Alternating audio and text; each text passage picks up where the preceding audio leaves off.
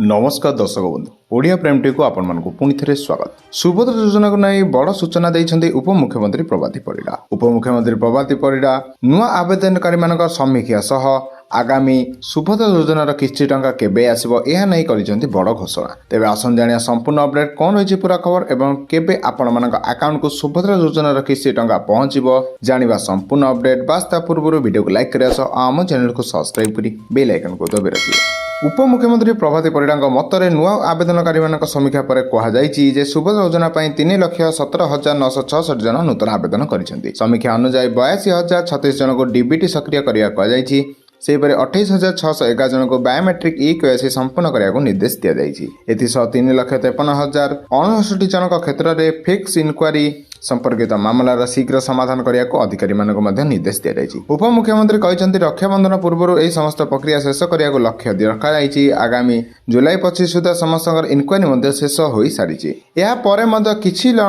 किसी आवेदनकारी ई-केवाईसी एपर्यंत संपूर्ण हो पारि ना। तेज आपण सरकार बराबर अर्थात बारंबार आपण मानक कहते कि आपणकर आखपाखे जनसेवा केन्द्र कि मो सेवा केन्द्र को जाई आपण मानक फिंगरप्रिंट एवं आधार कार्ड द्वारा आपण मानक ई-केवाईसी न कले आपण मानक बैंक अकाउंट को टंका पहुंचबो ना। जो आवेदनकारी मानकर ई-केवाईसी संपूर्ण होई नाही सेमानक निकटस्थ जनसेवा कर ई-केवाईसी न कले सेमाने किस्ती टंका पाइया को योग्य हेबे नाही। सेही परि जे महिला माने पूर्व सुभद्रा योजना पय आवेदन करथिले किंतु एपंत किस्ती टंका पाइ नाथि सेमाने योग्य विवेचित हेले एककालीन 5टी किस्तीर अर्थ राशि पाइबे बोली उपमुख्यमंत्री प्रभाती परिडा स्पष्ट करिसेंती। सरकार मत अनुसार राखी पूर्णिमा सुधा आपण मानक बैंक अकाउंट को आपणकर सुभद्रा किस्ती टंका आसीबार गुप्त खबर मिलुची। तेबे यह थिला सुभद्रा योजना को नहीं आसिया नूतन खबर को नहीं आज लेटेस्ट अपडेट। तो यही खबर प्रथम जाने आम चैनल से जोड़ी होई।